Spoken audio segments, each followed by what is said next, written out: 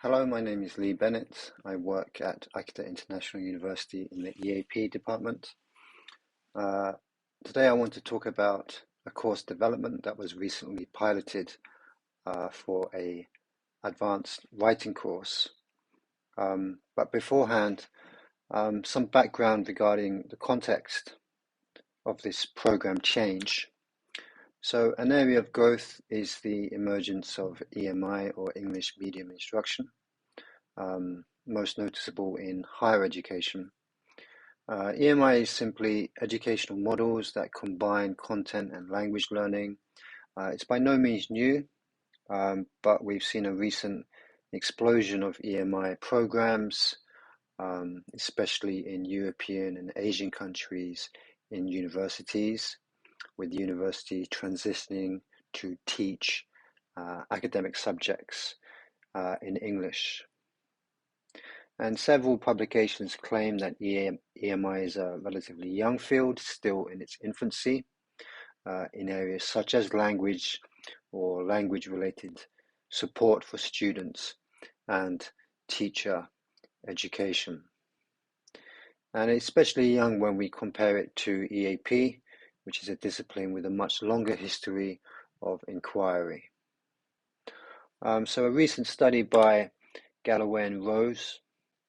So Galloway and Rose focuses on the expanding roles of the English language practitioner in this EMI context. And they report three specific changes in the role, namely teaching specialized EAP classes for students, developing learning materials that relate to the actual discipline they are taking, and another is collaborating with subject lecturers to support students. And something which Wingate notices is, as I've written here, there are signs that there is not much knowledge exchange between these two domains, and this is evident in the absence of EAP sources in the reference lists of EMI publications and vice versa. But one of the, major collaboration projects with subject lecturers to support students was done by Sloan and Porter in the UK, in Newcastle, and they apply this CEM model of contextualizing, embedding, and mapping. Another one in Australia is curriculum integrated language and literacy instruction. I don't have time to go over these, but if you're interested, I've listed them in the references at the end. So for this AIU's program, the collaboration between the two parties took place at AIU. So very briefly, AIU is a liberal arts college in northern Japan. Typically, students take a series of EAP courses in all skills, and this is followed by a more advanced course in academic reading and writing. And after which they take the course in question, Composition 2. So Composition 2 is, the final writing course students take, and the goal of the course is mainly for students to carry out independent primary research and, of course, the write-up of this project. And so, of course, the primary research paper follows the typical inbred structure. And in the past, it was students really doing research on any topic which they were interested in doing. But a recent change was to ensure that students' research theme connected to the actual courses they were taking. So students take Composition 2. Prior to taking Composition 2, they select 2 content courses. So one can be from the previous term, combined with one from their current term or both courses from their current term. And during the involvement weeks, students would meet with their advisors, where they would discuss the connections they see between these two courses. And question 2 explains the kinds of issues students are interested in investigating by combining these courses. And this would really be a discussion, brainstorming, really trying to pinpoint the theme, trying to narrow it down a bit more prior to commencing these courses, prior to commencing Composition 2.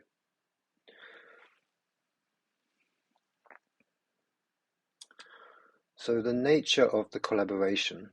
So the collaboration between the two parties stemmed largely from the student. So the student themselves were required to liaise with the content teacher and report the results, or sometimes a lack of results, of this discussion with the EAP instructor. Likewise, the EAP instructor guided students to narrow down the research question. For instance, speaking to the content teacher, identifying current or mainstream research instruments which the students could use in their own research. Another was, again, contacting the content teacher and identifying key articles, authors of relevance to the student's research theme.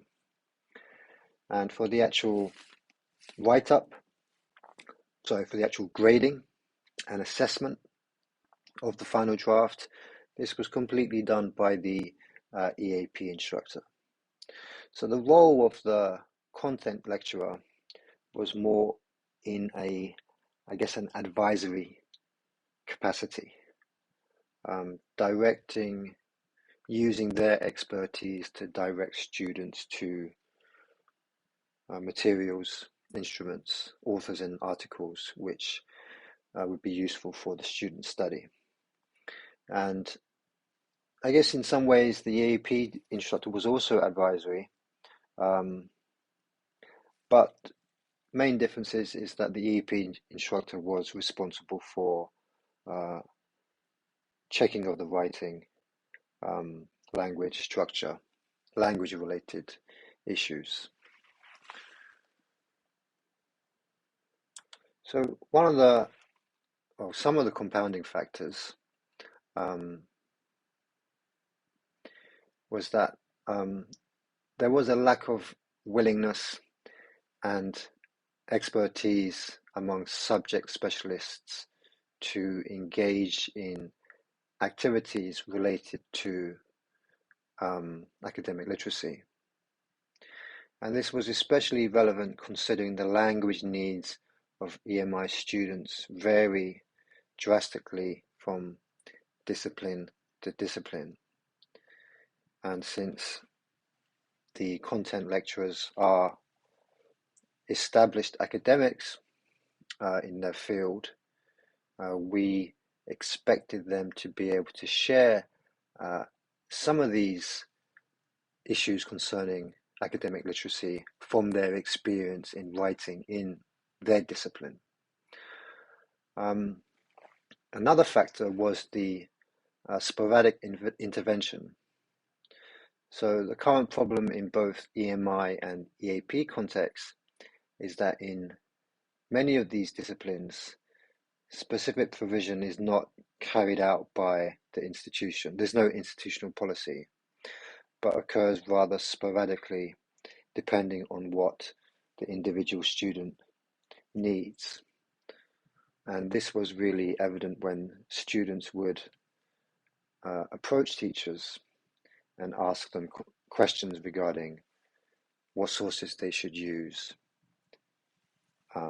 whether the materials, whether the research instrument was suitable for their study, for their discipline. Another factor was the reluctance. So there was a common feeling that subject lecturers play an important role, as I've already talked about, in academic literacy instruction. And there was resistance from them to take up this role. I guess in some ways they saw their role as being more to do with the content rather than the actual academic literacy side of the project. And this has been just a quick overview of something recently piloted, but we hope to carry this out further, find out more about the students' experiences, and also the perceptions content lecturers have about this change in the program. Okay, that's it. Thank you very much for listening.